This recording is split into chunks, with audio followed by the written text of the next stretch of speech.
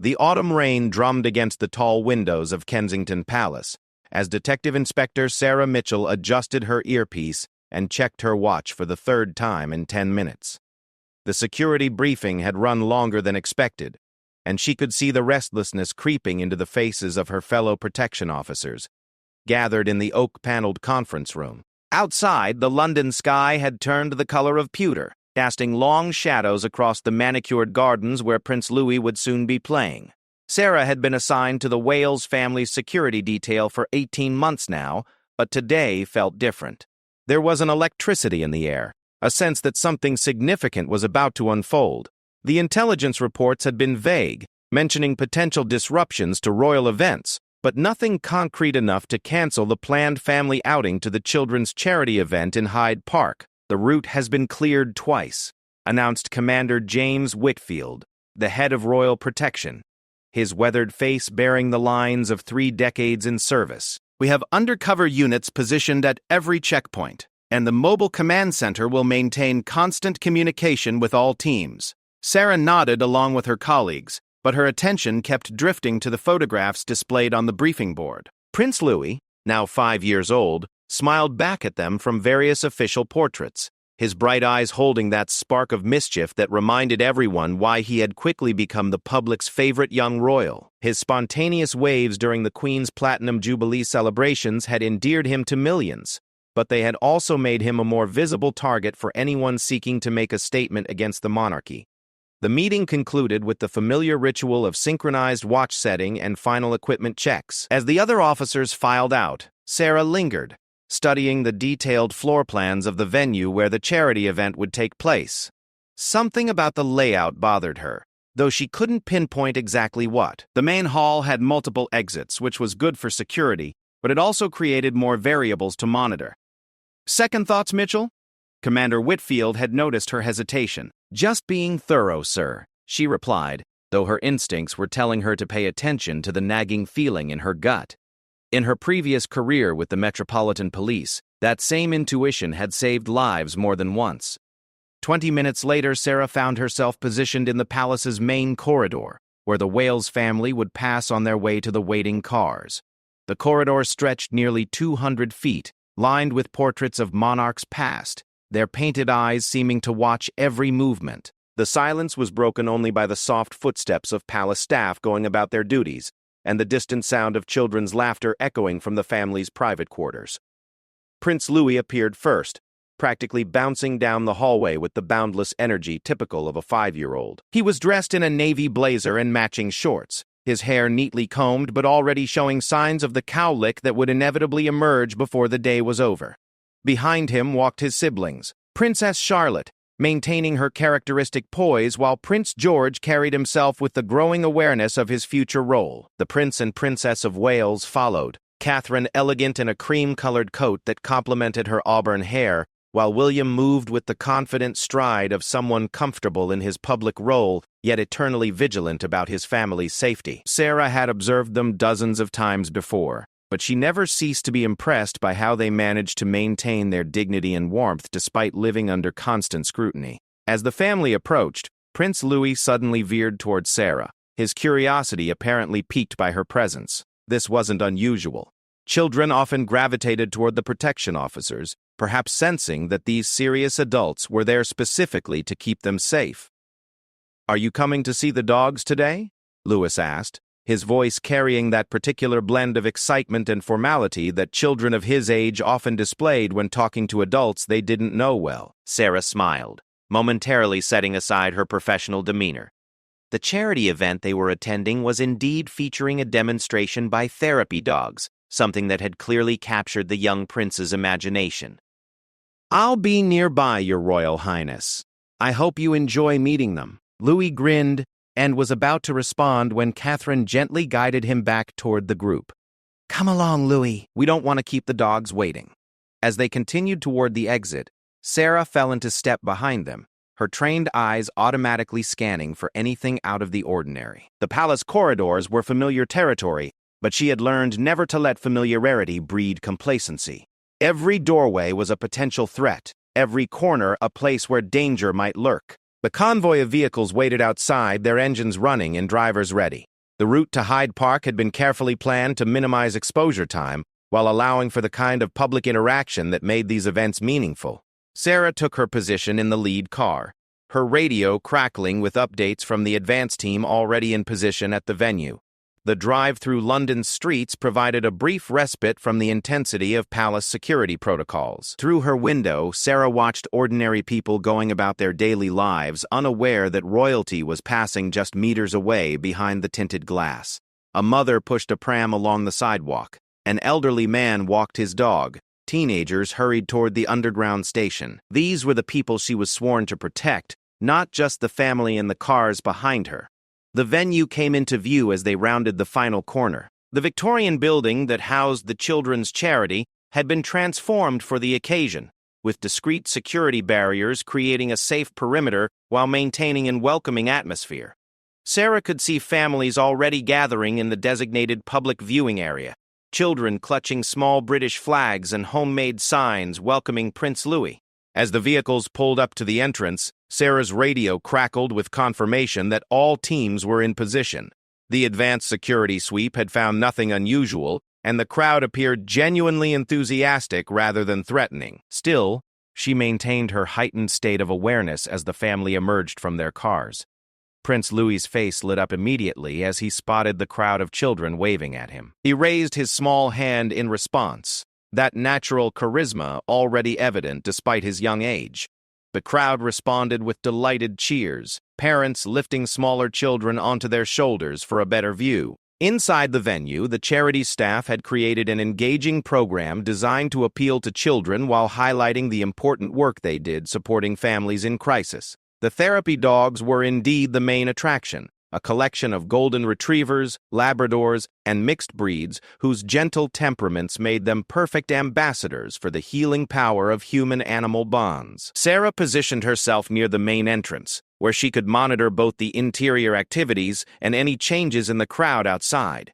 Through the large windows, she watched Prince Louis interact with the dogs, his earlier formal composure giving way to the pure joy of a child playing with friendly animals. One particular golden retriever seemed to have captured his attention completely, and he spent several minutes gently stroking its fur while asking the handler earnest questions about the dog's training.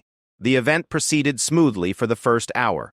Prince Louis participated in various activities designed to teach children about empathy and kindness, his natural warmth making him an ideal ambassador for the charity's mission. Sarah found herself relaxing slightly, the earlier sense of unease beginning to fade as the afternoon unfolded without incident. That was when her radio crackled with an urgent message from the perimeter team. A suspicious individual had been spotted in the crowd outside, someone whose behavior didn't match the festive atmosphere of the event. Sarah's training kicked in immediately, her body tensing as she scanned the room for potential threats, while simultaneously processing the information flowing through her earpiece. The suspicious person was described as a middle-aged man in a dark coat, standing apart from the families and appearing to be taking photographs with equipment more sophisticated than the typical parent's camera. He had arrived alone and seemed more interested in the security arrangements than in catching a glimpse of the young prince. Sarah made a split-second decision. Rather than create alarm by immediately moving toward the royal family, she began a casual circuit of the room, her path designed to bring her closer to Prince Louis while appearing natural to any observers. As she moved, she caught the eye of her colleague stationed near the back exit. A subtle nod confirming that he had also received the alert. Prince Louis was now seated on the floor, completely absorbed in playing with a gentle spaniel who seemed equally delighted with the attention. His parents stood nearby, Catherine speaking with the charity's director, while William maintained his own discreet surveillance of the room. Both had the kind of situational awareness that came from years of public life, but they trusted their security team to handle potential threats while they focused on the event itself. The radio updates continued to flow into Sarah's earpiece. The suspicious individual had been approached by plainclothes officers and was being questioned. His story seemed legitimate. He claimed to be a freelance photographer hoping to capture some candid shots for a regional newspaper. However, something about his credentials didn't check out immediately, and the decision was made to detain him for further questioning. As this drama played out beyond the venue walls, The event inside continued its planned progression. Prince Louis had moved on to a craft activity, where children were making cards for families supported by the charity. His tongue poked out slightly in concentration as he carefully colored a drawing of a dog, the same intense focus he brought to all his activities. Sarah found herself studying not just the room and its occupants, but the young prince himself. There was something remarkable about how he carried himself, even at such a young age. Despite the constant presence of security personnel and the formal nature of many of his public appearances, he maintained a genuine warmth and curiosity about the world around him. She had protected many high-profile individuals during her career, but few had shown such natural grace under pressure. The afternoon was drawing toward its scheduled conclusion when Prince Louis made an unexpected gesture that would stay with Sarah for years to come. As the family prepared to leave, he approached her directly, something that rarely happened during official events. "Thank you for keeping us safe," he said simply, his young voice carrying a sincerity that caught her off guard. Sarah was momentarily speechless. In all her years of protection work, she had rarely been acknowledged so directly by those under her care.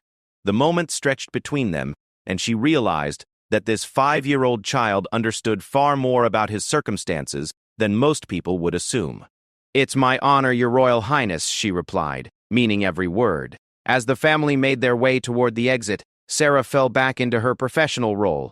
But something had changed. The brief exchange with Prince Louis had reminded her why she had chosen this career path.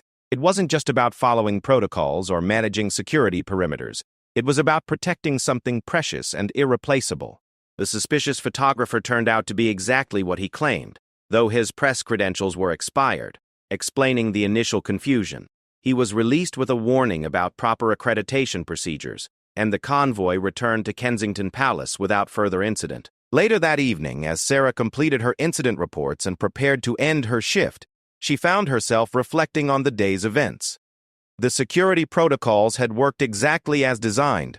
Potential threats had been identified and neutralized, and the royal family had been able to carry out their public duties safely and effectively. But it was the memory of Prince Louis's direct gaze and simple words of thanks that lingered in her mind. In that moment, she had glimpsed something that the public rarely saw: the human cost of royal duty, even for someone so young. The constant security presence, the careful planning of every outing, the knowledge that danger could come from any direction.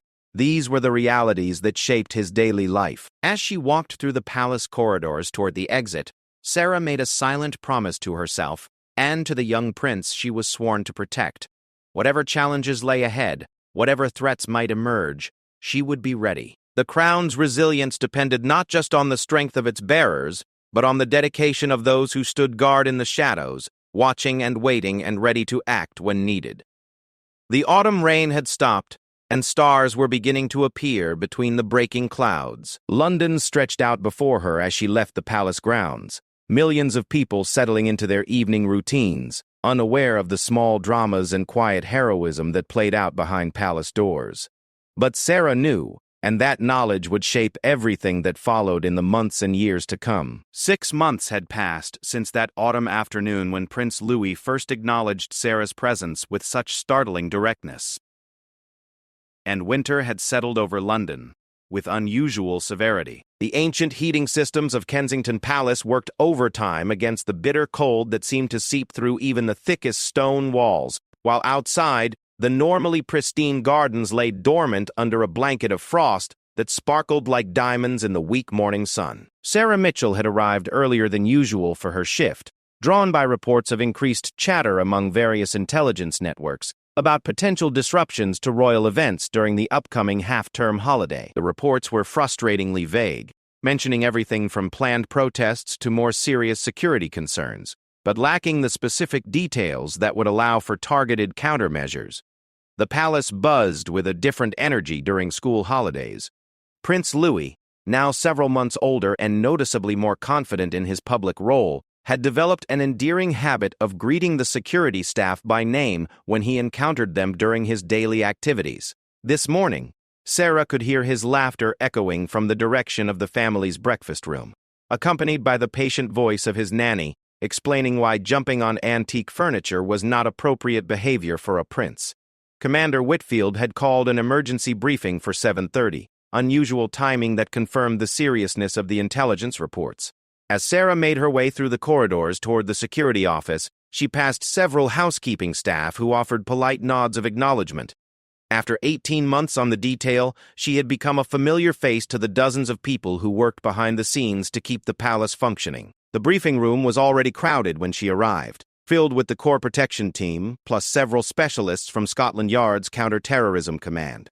The atmosphere was tense. Professional conversations conducted in the low tones that suggested sensitive information was being discussed. "Right, settle down, everyone." Commander Whitfield called the meeting to order with his customary directness. "What I'm about to share doesn't leave this room until we've determined our response protocol." The main screen displayed a series of photographs and text messages that had been intercepted over the previous 48 hours. Sarah studied them carefully, noting the references to the young target and maximum symbolic impact. The language was coded, but the implications were clear enough to make her stomach tighten with concern. Intelligence suggests a coordinated effort to disrupt the family's planned visit to the London Eye tomorrow, Whitfield continued. Nothing concrete enough to cancel, but sufficient to require enhanced protocols and additional personnel. The London Eye visit had been in planning for weeks. Prince Louis had specifically requested to ride the giant observation wheel after seeing it featured in a children's television program, and his parents had arranged a private booking to allow him to experience it safely.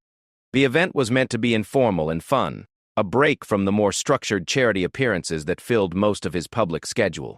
Sarah found herself thinking about the previous week, when she had been assigned to accompany the family on a visit to Prince Louis's school. She had watched from a discreet distance as he interacted with his classmates, noting how naturally he navigated between being a normal 5-year-old and carrying the weight of his royal identity.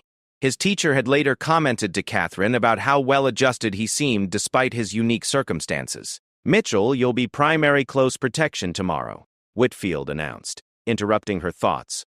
"Your rapport with the family, particularly with Prince Louis, makes you the logical choice for an event where we need to balance security concerns with maintaining a relaxed atmosphere." The assignment was both an honor and a significant responsibility. Close protection meant she would be within arm's reach of the royal family throughout the outing, responsible for making split-second decisions about their safety, while remaining as invisible as possible to preserve the enjoyment of the experience. The rest of the briefing covered tactical details: vehicle routes, communication protocols, and contingency plans for various threat scenarios. Sarah absorbed every detail while simultaneously running through her own mental checklist of preparations. The body armor would need to be the lightweight version that could be concealed under civilian clothing. Her sidearm would require extra ammunition clips. Most importantly, she would need to study the London Eye's layout until she could navigate it blindfolded. After the meeting, Sarah spent 2 hours reviewing architectural plans and security camera footage of the attraction. The London Eye presented unique challenges from a protection standpoint. The passenger capsules were essentially glass boxes suspended hundreds of feet above the Thames, with limited options for rapid evacuation in case of emergency. However, the controlled access and restricted capacity also meant fewer variables to monitor than typical ground-level events. That afternoon, she conducted a reconnaissance visit to the London Eye, posing as a tourist to observe normal operations and identify potential vulnerability points. The staff were professional and security conscious, but their procedures were designed for general crowd control rather than protecting high-value targets. She made detailed notes about sightlines, emergency procedures, and communication dead zones that might affect radio coverage. The evening brought an unexpected encounter that would prove significant in ways Sarah couldn't yet imagine. As she was leaving the palace after completing her preparations, she nearly collided with Prince Louis in one of the main corridors. He was clearly supposed to be in bed, dressed in pajamas and slippers, but had apparently embarked on some kind of adventure that had taken him far from his bedroom. "Inspector Sarah!" he exclaimed with delight, apparently unconcerned about being caught out of bounds. "Are you going to come on the big wheel with us tomorrow?" Sarah glanced around for his nanny or parents, but the corridor was empty except for the two of them. This presented a minor protocol challenge.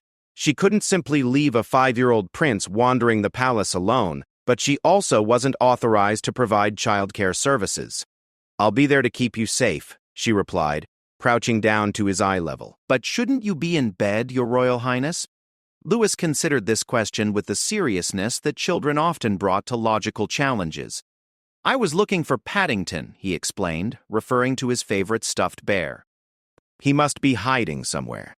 The search for Paddington turned into an impromptu adventure through several palace rooms, with Sarah maintaining radio contact with the duty officer while helping Prince Louis investigate possible hiding places.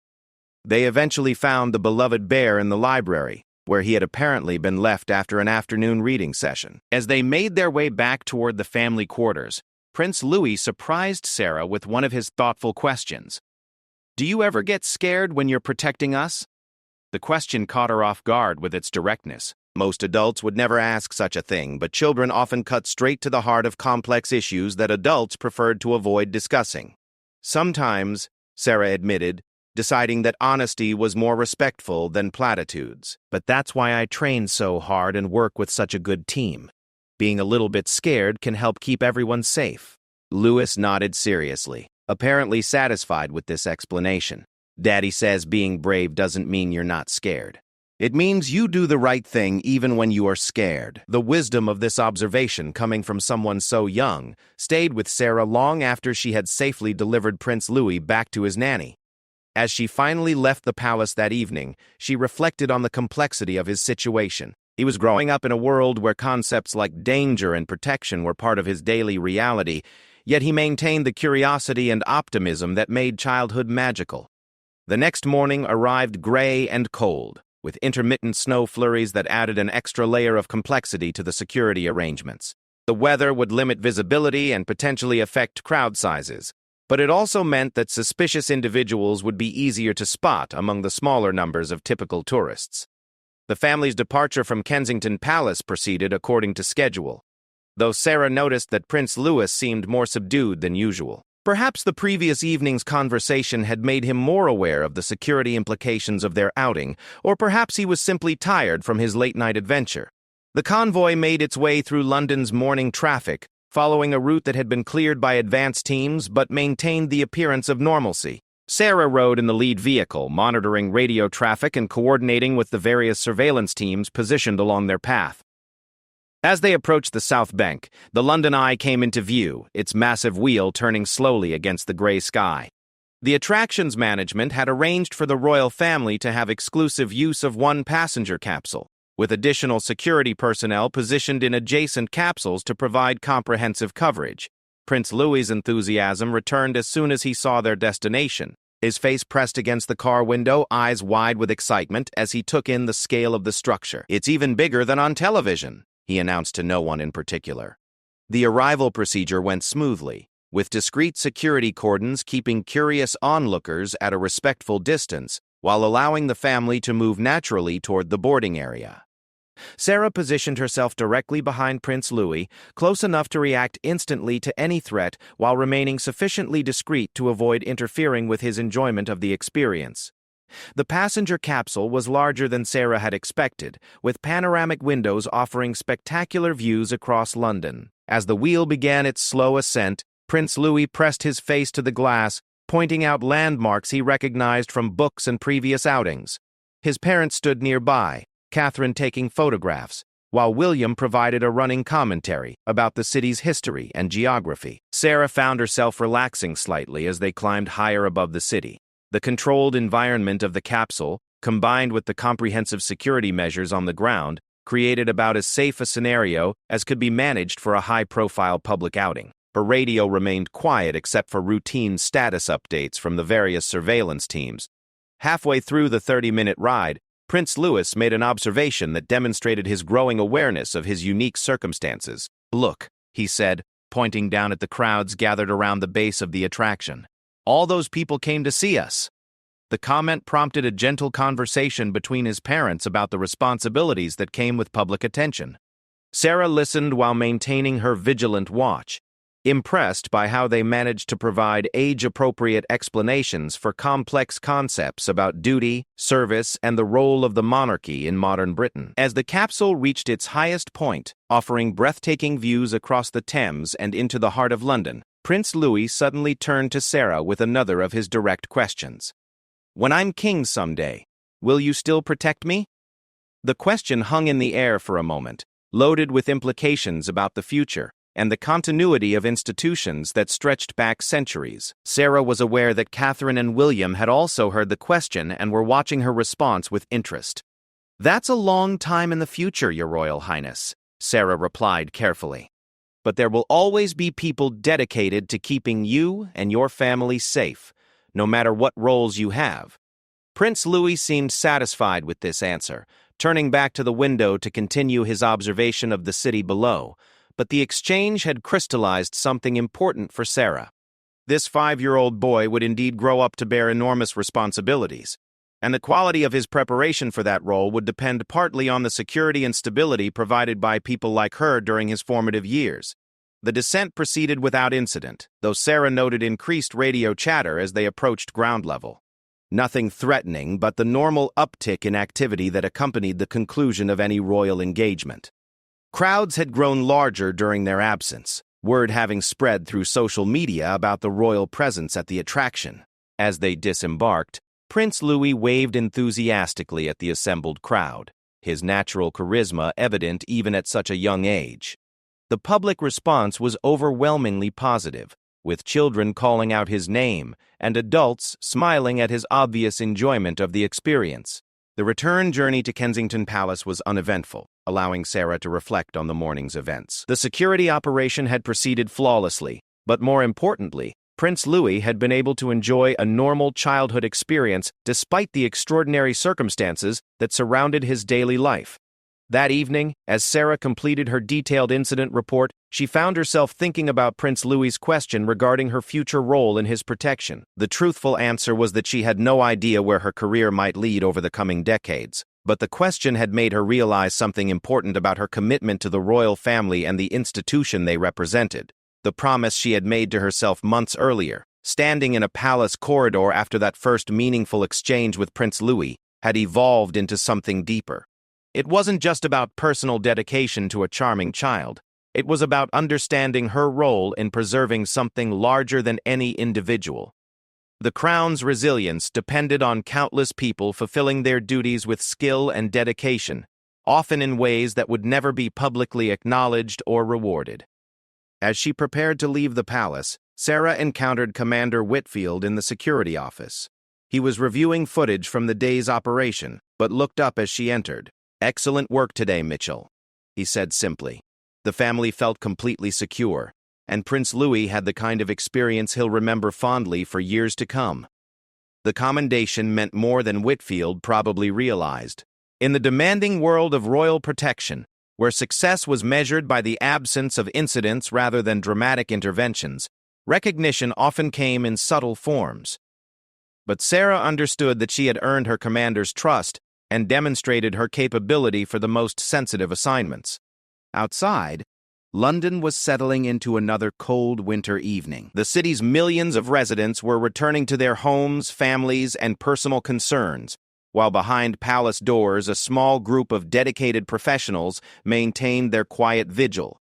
The crown's resilience wasn't just about the strength and character of those who wore it.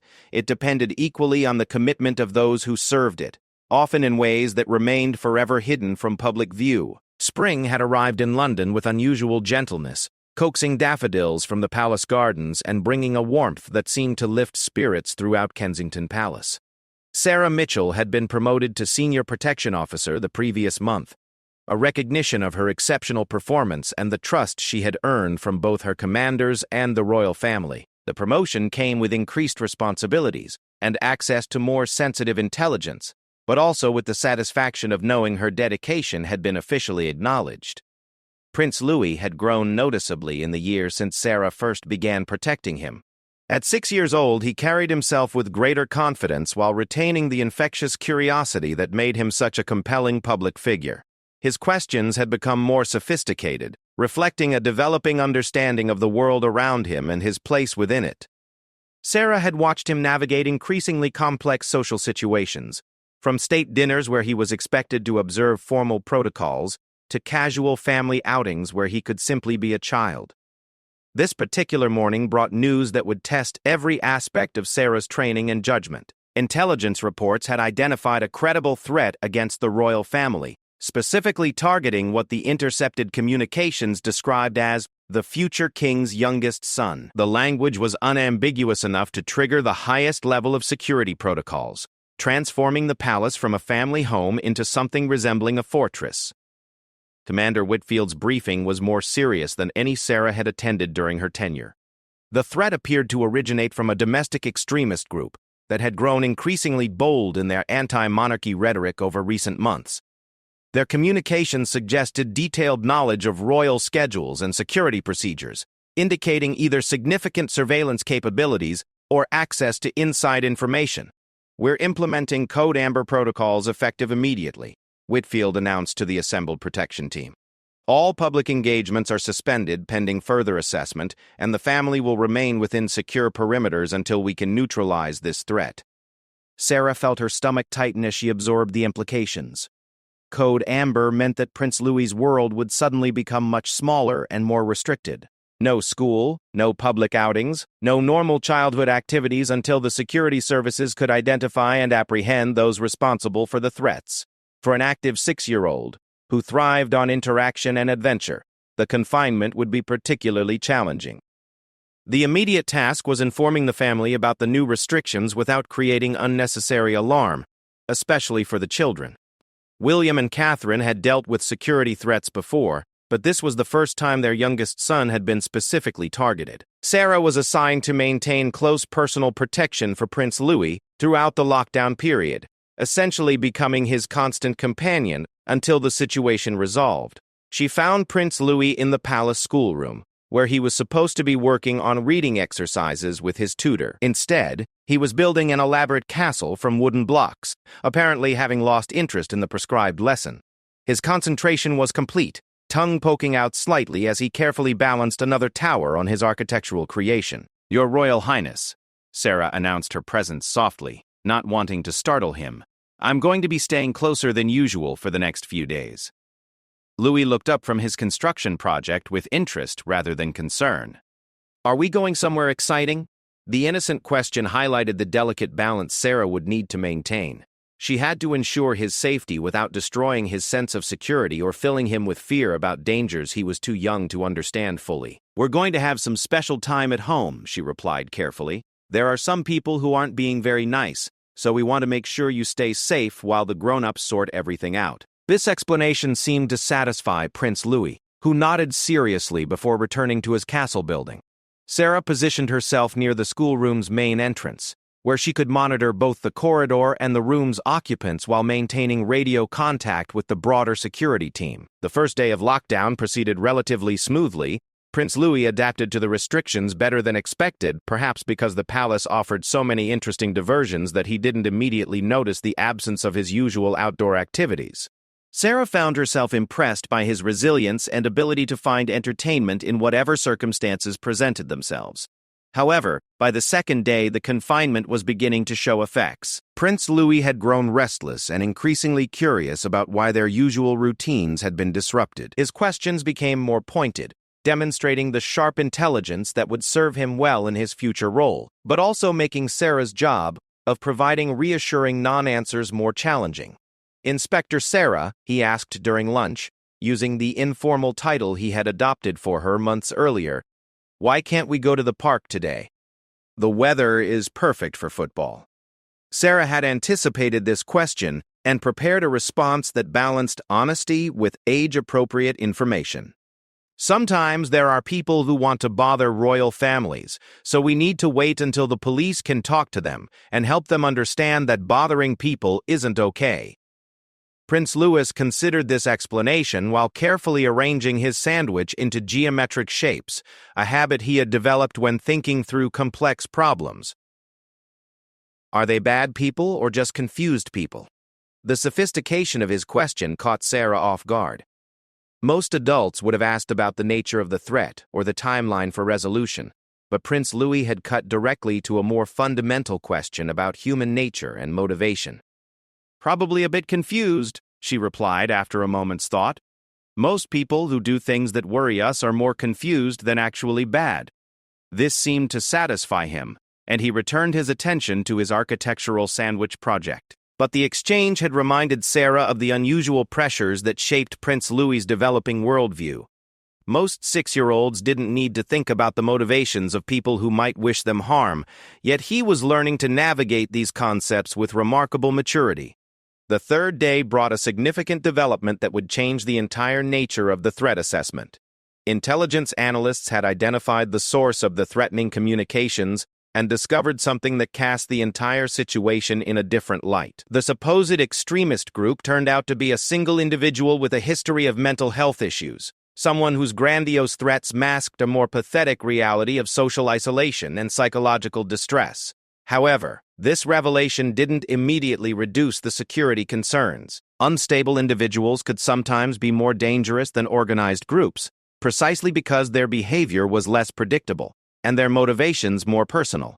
The decision was made to maintain Code Amber protocols until the individual could be located and assessed properly. Sarah received this update during Prince Louis's afternoon rest period, when he was supposedly reading quietly in his room but was actually constructing an elaborate fort from pillows and blankets. She could hear him conducting an animated conversation with his stuffed animals, apparently explaining some complex scenario that involved brave knights protecting a castle from invisible dragons. The intelligence briefing had included psychological profiles suggesting that the troubled individual posed more of a threat to himself than to others, but protocol demanded treating him as dangerous until proven otherwise. Sarah found herself hoping for a swift resolution, not just for security reasons but because she could see the subtle effects that confinement was having on Prince Louis despite his apparent adaptability. That evening brought an unexpected visitor to the palace. The Archbishop of Canterbury had requested an audience with the Wales family, officially to discuss upcoming ceremonial duties, but actually to provide moral support during a difficult period. Sarah was present during the meeting, positioned discreetly near the door, where she could maintain security oversight while giving the family privacy for their conversation. Prince Louis seemed fascinated by the Archbishop's formal robes and serious demeanor, though he maintained appropriate behavior throughout the meeting. However, toward the end of the conversation, he asked a question that surprised everyone present. "Your Grace," he said with careful formality, "do you think God gets worried about people who want to hurt other people?" The Archbishop paused, clearly not having expected such a profound theological inquiry from someone so young. His response was gentle but thoughtful, explaining concepts about forgiveness, understanding, and the complexity of human nature in language accessible to a child. Sarah watched this exchange with growing appreciation for Prince Louis's developing character. Despite being the target of threats that had disrupted his normal life, he was more concerned with understanding the spiritual dimensions of human conflict than with his own safety or comfort. This kind of empathy and intellectual curiosity suggested he would grow into exactly the kind of leader the monarchy needed for its continued relevance and effectiveness. The breakthrough in the case came during the 4th day of lockdown, when Metropolitan Police officers located the individual responsible for the threats in a homeless shelter in East London. The arrest was anticlimactic. A confused and frightened man who posed no genuine danger to anyone but himself was taken into custody and immediately transferred for psychiatric evaluation. However, the case's resolution revealed something more significant that would influence security protocols for months to come. The individual had obtained detailed information about royal schedules and procedures, not through sophisticated surveillance or inside access, but simply by carefully monitoring social media accounts and public reports. His ability to piece together security-relevant information from publicly available sources had made his threats appear far more credible than they actually were. This discovery prompted a comprehensive review of information security practices, not just within the Royal Protection Unit, but across all palace operations. Sarah found herself involved in discussions about digital security, social media protocols, and the challenge of maintaining transparency while protecting sensitive operational details. Prince Louis's reaction to news that the restrictions were being lifted was characteristically thoughtful, rather than simply celebratory. "Is the confused person getting help now?" he asked when Sarah explained that they would be returning to normal activities the following day. "Yes," Sarah confirmed. "He's with doctors who understand how to help people when they're feeling lost and angry." Prince Louis nodded seriously, then brightened as he realized the implications. "Can we go feed the ducks in St. James's Park tomorrow? I've been saving bread crusts for them." The simple request encapsulated everything that made Prince Louis such a remarkable child. Despite being the target of threatening communications that had disrupted his life for nearly a week, his primary concern was returning to activities that brought him joy while continuing to care for others. The return to normal activities the following day felt like emerging from a storm into sunlight. Prince Louis's enthusiasm for simple pleasures, feeling grass under his feet, breathing fresh air outside palace walls, waving to people who called his name, reminded Sarah why her work mattered so profoundly. Protecting him wasn't just about preventing harm to an individual child. It was about preserving the future of an institution that provided stability and continuity for millions of people. As they walked through St. James's Park, Prince Louis distributing his carefully saved bread crusts to eager ducks, Sarah reflected on the lessons learned during the crisis. The threat had ultimately proved less serious than initially feared, but the experience had revealed important insights about both vulnerabilities and strengths within the security system. More importantly, it had provided another glimpse into Prince Louis's developing character, his concern for the welfare of the troubled individual who had threatened him, his patience with necessary restrictions, and his immediate return to normal activities once the danger passed, all suggested remarkable emotional resilience and maturity. "Inspector Sarah," Prince Louis said as they prepared to return to the palace. "Thank you for keeping us safe from the confused person. I hope he feels better soon." The simple statement captured everything Sarah had come to admire about the young prince. Even at 6 years old, he understood that security wasn't about fear or aggression, but about creating space for compassion and understanding to flourish. His ability to maintain empathy even for those who had threatened him suggested he would grow into exactly the kind of leader the monarchy needed to remain relevant in a complex and changing world. That evening, as Sarah completed her detailed reports about the crisis and its resolution, she found herself thinking about the promise she had made to herself during that first significant encounter with Prince Louis months earlier. The recent events had tested that promise in ways she hadn't anticipated, but they had also strengthened her commitment to his protection and to the larger purposes that protection served. The crown's resilience wasn't just about surviving threats or maintaining security protocols. It was about nurturing the qualities in its future bearers that would allow them to serve with wisdom, compassion, and effectiveness. Prince Louis was developing those qualities day by day, and Sarah's role in providing the security and stability necessary for that development felt more important than ever. As she walked through the palace corridors toward the end of her shift, Sarah could hear the distant sound of Prince Louis's laughter echoing from the family quarters. Tomorrow would bring new challenges and responsibilities, but tonight she was content with the knowledge that he was safe, happy, and growing into someone worthy of the extraordinary role that awaited him in the years to come. 2 years had transformed both Prince Louis and the world around him in ways that Sarah Mitchell could never have anticipated when she first began protecting the young royal. Now 8 years old, Prince Louis had developed into a confident and articulate child whose natural charisma was becoming impossible to ignore. His public appearances drew unprecedented attention, not just from royal watchers, but from ordinary families who saw in him a representation of their own children's potential and dreams. Sarah had been promoted again, this time to Deputy Commander of Personal Protection, a position that gave her significant influence over security protocols while maintaining her close relationship with the Wales family. The promotion had come with additional training in crisis management, intelligence analysis, and international security coordination, skills that were proving increasingly valuable as global attention on Prince Louis continued to intensify. The morning that would forever change Sarah's understanding of her role began, like many others, with a routine security briefing in the oak-paneled conference room that had become as familiar as her own home. Commander Whitfield was preparing for retirement, and Sarah found herself increasingly involved in strategic planning rather than day-to-day operational details. However, this particular briefing carried an undercurrent of tension that immediately caught her attention. Intelligence has identified a significant shift in the nature of security challenges facing the royal family. Whitfield began without his usual preliminaries. We're seeing increased interest from state-level actors who view Prince Louis as a strategic target for reasons that go beyond traditional anti-monarchy sentiment. The briefing materials included photographs and communication intercepts from several foreign intelligence services. suggesting coordinated surveillance and information gathering focused specifically on Prince Louis. The implications were sobering. His growing international profile had attracted attention from entities with resources and capabilities far exceeding anything they had previously encountered. The concern isn't immediate physical harm, Whitfield continued, but rather long-term intelligence gathering that could be used to compromise his effectiveness as a future leader. They're mapping his personality, his relationships, his decision-making patterns, essentially creating psychological profiles that could be weaponized decades from now. Sarah absorbed this information with growing unease.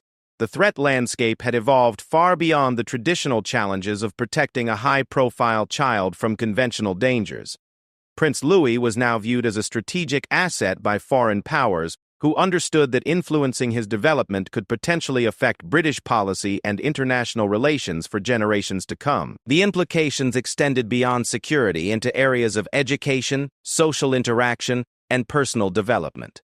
Every friendship Prince Louis formed, every school he attended, every public appearance he made, would now be scrutinized for potential intelligence value by adversaries with virtually unlimited patience and resources. "Mitchell, you'll be leading a comprehensive review of our protection protocols," Whitfield announced. "We need to maintain his ability to develop normally while countering intelligence operations that may be playing out over decades rather than months." The assignment was both an honor and an enormous responsibility. Sarah would essentially be designing the security framework that would protect Prince Louis throughout his formative years and into early adulthood.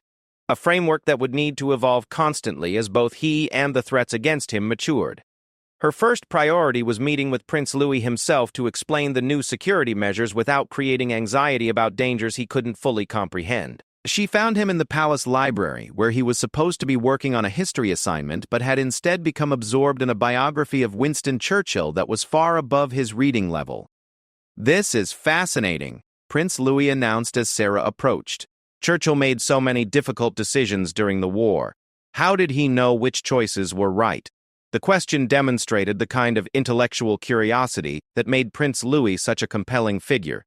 But it also highlighted one of Sarah's concerns about the new security environment. His natural interest in leadership and decision-making would make him particularly attractive to intelligence services seeking to understand how future British leaders might approach complex challenges. "Sometimes leaders have to make the best decisions they can with incomplete information," Sarah replied, settling into a nearby chair. "The important thing is having good advisors and staying true to your principles." Prince Louis nodded thoughtfully, then looked up from his book with the direct gaze that always caught Sarah off guard. "Are you one of my advisors, Inspector Sarah?" The question went to the heart of Sarah's evolving role. Officially, she was responsible for his physical security, but increasingly she found herself involved in decisions that affected his emotional and intellectual development as well. The line between protection officer and trusted confidant had blurred in ways that created both opportunities and ethical complexities. "I try to give you good advice when you ask for it," she replied carefully. "But my main job is keeping you safe, so you can grow up to make your own important decisions someday." This seemed to satisfy Prince Louis, who returned to his book with the intense concentration he brought to subjects that genuinely interested him. Sarah watched him for a few moments, noting how his reading posture had become more mature and focused over the past year. He was clearly developing the intellectual capacity that would serve him well in his future role, but that same development was also making him more valuable as an intelligence target. The new security protocols required significant changes to Prince Louis's daily routine, though Sarah worked hard to make them as unobtrusive as possible.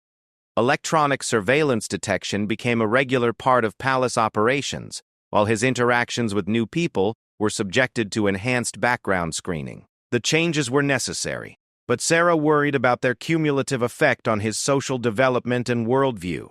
The first real test of the new measures came during a planned visit to his school's science fair, where Prince Louis was scheduled to present a project about renewable energy that he had been working on for weeks.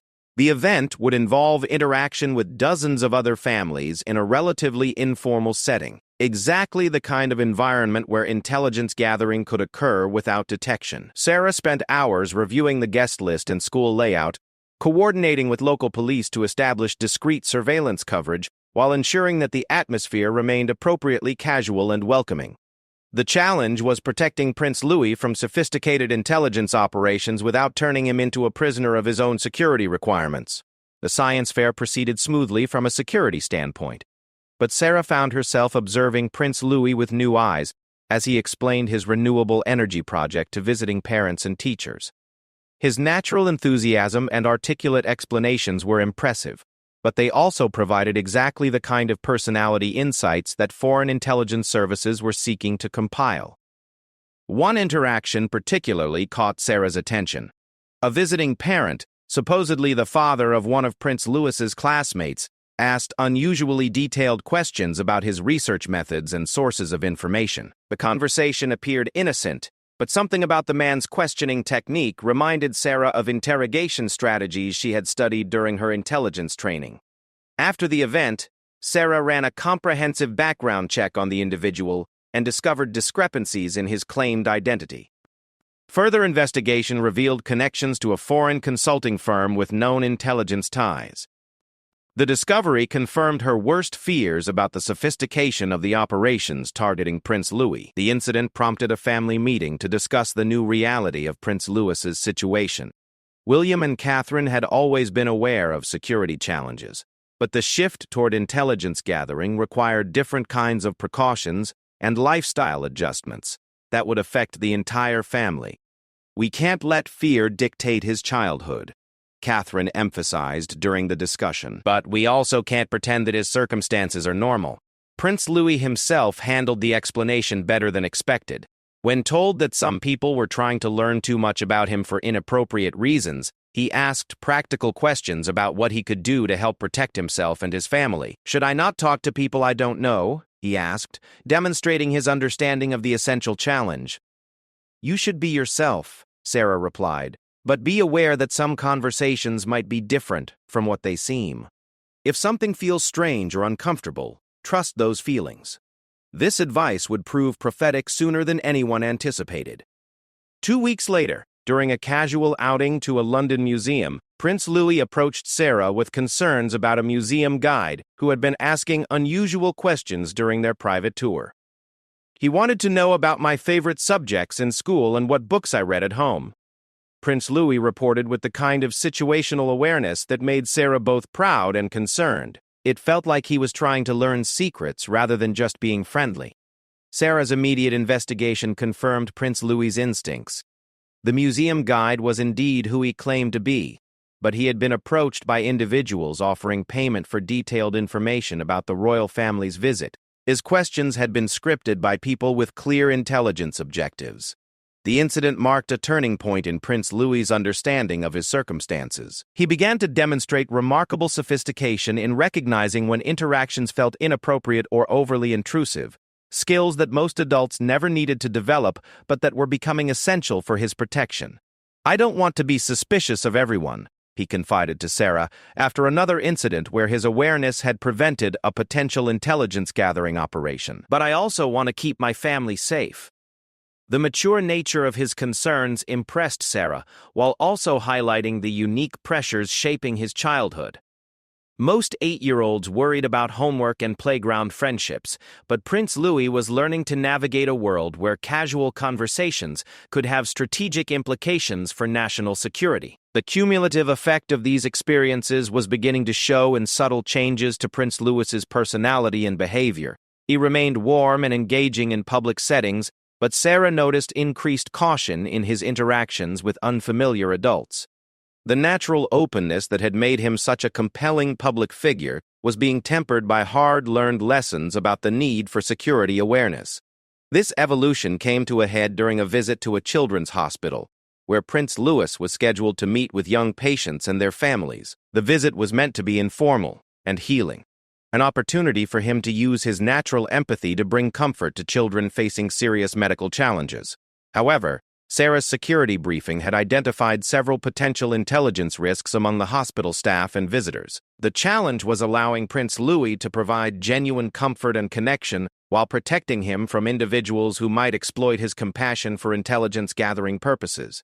As they moved through the hospital wards, Sarah watched Prince Louis navigate increasingly complex social dynamics with remarkable skill. He maintained appropriate warmth and engagement with the children while subtly deflecting overly personal questions from adults whose motivations seemed questionable. One interaction particularly stood out. A young girl, probably about 7 years old, was clearly nervous about meeting him, but eventually worked up the courage to ask if being a prince was scary sometimes. Sometimes, Prince Louis replied with characteristic honesty, "But I have really good people who help me be brave when I need to be." He glanced at Sarah as he said this, a look that conveyed both gratitude and understanding of the complex relationship that had developed between them. In that moment, Sarah realized that her role had indeed evolved far beyond traditional protection duties. She had become someone he trusted not just for physical security, but for guidance in navigating the ethical and emotional challenges of his unique circumstances. The hospital visit concluded successfully, but the experience had highlighted important questions about the long-term sustainability of Prince Louis's current lifestyle. The constant vigilance required to protect him from sophisticated intelligence operations was beginning to affect his natural development and social interactions in ways that could have profound consequences for his effectiveness as a future leader. That evening, as Sarah prepared her detailed reports about the day's events and ongoing security concerns, she found herself reflecting on the promise she had made to Prince Louis years earlier. The nature of the threats he faced had evolved far beyond anything she had anticipated, but her commitment to his protection and development remained absolute. The crown's resilience would ultimately depend on Prince Louis's ability to maintain his natural empathy and wisdom while developing the sophisticated awareness needed to protect himself and his nation from increasingly subtle forms of attack. Sarah's role in helping him achieve that balance felt more crucial than ever, even as the challenges continued to multiply and evolve in ways that tested every aspect of her training and judgment. 5 years had passed since Sarah Mitchell first made her silent promise to Prince Louis in a palace corridor, and as she stood in the same spot on a crisp December morning, she marveled at how profoundly everything had changed while remaining fundamentally the same. Prince Louis was now 11 years old, poised on the threshold between childhood and adolescence, carrying himself with a confidence and wisdom that belied his years while retaining the essential warmth and curiosity that had first captured her attention. Sarah had recently been appointed Commander of Personal Protection, the youngest person ever to hold the position, a testament to her exceptional performance and the deep trust she had earned from the royal family and the security establishment. Her promotion had come at a crucial time, as Prince Louis's transition into his teenage years would bring new challenges and opportunities that would require innovative approaches to protection and guidance. The morning brought news that would serve as both a culmination of Sarah's journey and a new beginning for Prince Louis's development as a future leader. Intelligence reports indicated that a major international crisis was developing, one that would test the monarchy's relevance and effectiveness in ways not seen for decades. Prince Louis, despite his youth, was already being viewed by various stakeholders as a symbol of the crown's future resilience and adaptability. The crisis centered around a complex geopolitical situation involving several Commonwealth nations, climate change impacts, and questions about the monarchy's continuing role in an increasingly interconnected world. While the immediate decisions would be made by adult leaders, public attention was increasingly focused on Prince Louis as a representation of how the institution might evolve to meet future challenges. "This is unprecedented territory," announced the new Deputy Commander James Harrison during the morning briefing. "We're seeing global media attention focused on an 11-year-old child as if he were already a head of state. The security implications are staggering." Sarah studied the intelligence reports with growing concern. The attention on Prince Louis had reached levels that threatened to overwhelm normal childhood development processes. Foreign governments were seeking to understand his personality and likely future policy orientations, while domestic media was analyzing his every public statement for insights into the monarchy's direction. "Our primary challenge," Sarah addressed the assembled team, "is maintaining his ability to develop normally while acknowledging that his every action is being scrutinized for strategic implications by actors around the world." The briefing included updates on surveillance activities by multiple foreign intelligence services, social media campaigns designed to influence public perception of Prince Louis, and attempts by various organizations to gain access to him or his immediate circle. The scale and sophistication of these operations had grown exponentially as his international profile increased. After the meeting, Sarah made her way to the palace schoolroom where Prince Louis was working with his tutor on a project about constitutional history. She found him engaged in animated discussion about the evolution of parliamentary democracy, his questions demonstrating a sophisticated understanding of political theory that would have impressed university students. "The interesting thing," Prince Louis was saying as Sarah entered, "is how the monarchy has survived by changing rather than by staying the same. Each generation has had to figure out how to be relevant to their particular time period." His observation was both perceptive and personally significant, suggesting he was already thinking about his own future role in terms of adaptation and evolution rather than simple tradition maintenance. Sarah was impressed by his analytical approach to constitutional questions, but also aware that such insights made him an even more attractive target for those seeking to influence or understand future British policy.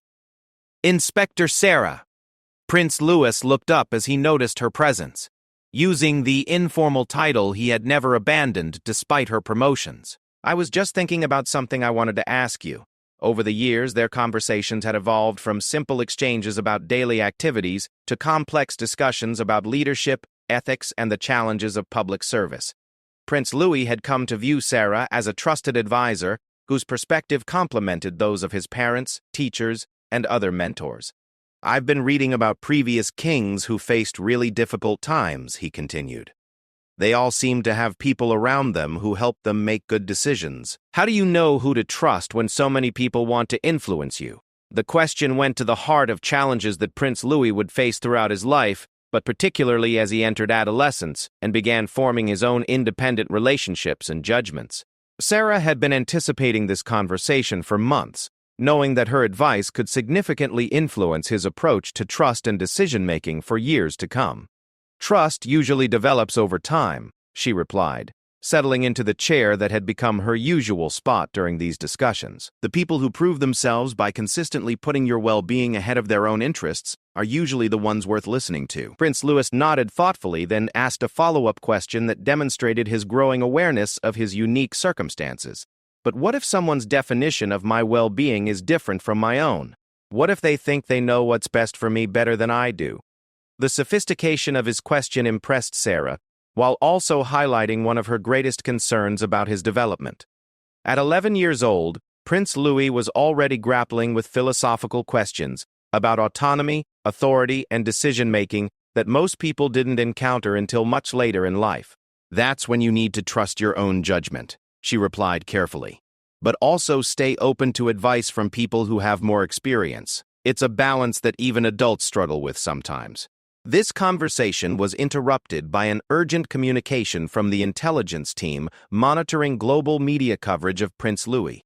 A major international news network was preparing to broadcast a documentary about his development as a future leader, including interviews with unnamed palace sources who claimed inside knowledge of his personality and capabilities. Sarah's immediate concern was identifying who might have provided information to journalists, but the deeper issue was the documentary's potential impact on Prince Louis's psychological development and public perception. Being subjected to detailed media analysis of his character and potential at such a young age could have profound effects on his self-concept and confidence. The decision was made to brief Prince Louis about the documentary before it aired, allowing him to understand the situation without being blindsided by public discussion of his private characteristics. Sarah was tasked with leading this conversation, drawing on the trust and communication patterns they had developed over years of interaction. "There's going to be a television program about you," she explained during their regular afternoon meeting. "Some people who claim to know you have talked to reporters about what they think you're like and how you might lead the country someday." Prince Louis absorbed this information with the kind of calm consideration he had learned to apply to unexpected developments. "Are they saying good things or bad things?" "Mostly positive," Sarah replied. "But that's not really the point. The issue is that people are making judgments about you based on limited information, and those judgments might affect how others treat you or what they expect from you." The conversation that followed revealed how much Prince Louis had already learned about managing public attention and expectations. His questions focused not on his own feelings about the coverage, but on its potential impact on his family and the institution he would someday lead. "Will this make it harder for me to have normal friendships?" he asked, cutting directly to one of Sarah's primary concerns about the documentary's effects. "It might," she admitted. "Some people might treat you differently if they think they already know what you're like, based on what they've seen on television." Prince Louis considered this possibility with remarkable maturity. "And I'll just have to be extra careful to show people who I really am through my actions, rather than worrying about what they've heard about me." His response demonstrated the kind of wisdom and resilience that had been developing throughout their years together. Rather than being discouraged by the challenges of public scrutiny, Prince Louis was learning to view them as opportunities to demonstrate authentic character and values. The documentary aired 2 weeks later and generated exactly the kind of intense public discussion that Sarah had feared. Commentary ranged from glowing predictions about Prince Louis's future effectiveness to concerns about the pressures being placed on someone so young. The international reaction was similarly divided, with some observers praising his apparent maturity, while others questioned the appropriateness of such intense focus on a child. Prince Louis's response to the coverage surprised everyone. Rather than being overwhelmed or discouraged by the attention, he seemed energized by the opportunity to engage more meaningfully with his public role. His next several public appearances showed increased confidence and natural leadership that suggested he was rising to meet the expectations being placed upon him. "I think people want to believe in the future," he observed to Sarah after a particularly successful charity visit where his interactions with both children and adults had been exceptionally warm and effective. "If I can help them feel hopeful about what's coming, maybe that's part of what being a prince is supposed to be about." This insight marked a turning point in Prince Louis's understanding of his role and responsibilities. Rather than viewing public attention as a burden to be endured, he was beginning to see it as an opportunity to serve others and contribute positively to national morale and international relations. The transformation was evident during a major state event where Prince Louis was given a more prominent role than ever before. Sarah watched from her position near the royal family as he navigated complex protocol requirements while maintaining the genuine warmth that made him so compelling.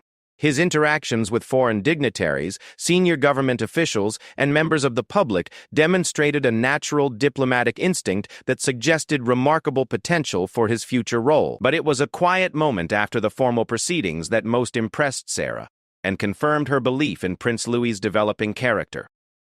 A young girl in the crowd had been crying, apparently overwhelmed by the crowd's informal atmosphere. Prince Louis noticed her distress and, despite protocol considerations, approached to offer comfort and reassurance. "Big events can be scary sometimes," Sarah overheard him saying to the child. "But look around at all the people who came here because they care about our country. That's something to feel proud of, not scared about." His spontaneous kindness and wisdom in that moment encapsulated everything Sarah had come to admire about Prince Louis. Despite years of security concerns, media scrutiny, and the constant pressures of his unique circumstances, he had retained his essential empathy and developed the kind of leadership instincts that would serve him well throughout his life. As the event concluded and the royal family prepared to return to the palace, Prince Louis approached Sarah with a request that surprised her. "Inspector Sarah, I want to thank you for everything you've taught me over the years," he said with the kind of formal dignity that reminded her he was growing into his role. "I know I still have a lot to learn, but I feel ready for whatever comes next." The statement was both a recognition of their shared journey and an acknowledgement that their relationship would continue evolving as he matured. Sarah realized that her promise, made silently in a palace corridor years earlier, had been fulfilled in ways she never could have anticipated. Prince Louis had indeed grown into someone worthy of the extraordinary responsibilities that awaited him. That evening, as Sarah completed her final reports as Commander of Personal Protection before transitioning to a new role overseeing security policy for the entire royal family, she reflected on the profound transformation she had witnessed. Prince Louis had evolved from a charming but ordinary 5-year-old into a young man whose character and capabilities offered genuine hope for the monarchy's future effectiveness and relevance.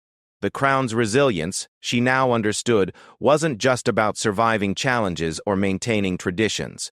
It was about each generation's ability to interpret their inherited responsibilities in ways that served their particular historical moment, while preserving the essential values that made the institution worth preserving. Prince Louis had demonstrated exactly that kind of adaptive wisdom, learning to balance the demands of his role with authentic personal development. public service with private growth, tradition with innovation. The promise Sarah had made to protect him had evolved into something far more significant, a commitment to nurturing the qualities that would allow him to serve his nation and the Commonwealth with the kind of effectiveness and integrity that would ensure the crown's continued relevance for generations to come. As she walked through the palace corridors one last time in her current capacity, Sarah could hear the distant sound of Prince Louis's laughter echoing from the family quarters, a reminder that despite everything he had accomplished and learned, he remained fundamentally the warm, curious, and compassionate child she had first met years earlier. The crown's resilience was secure in his capable hands, and her promise had been kept in ways that exceeded her most optimistic expectations.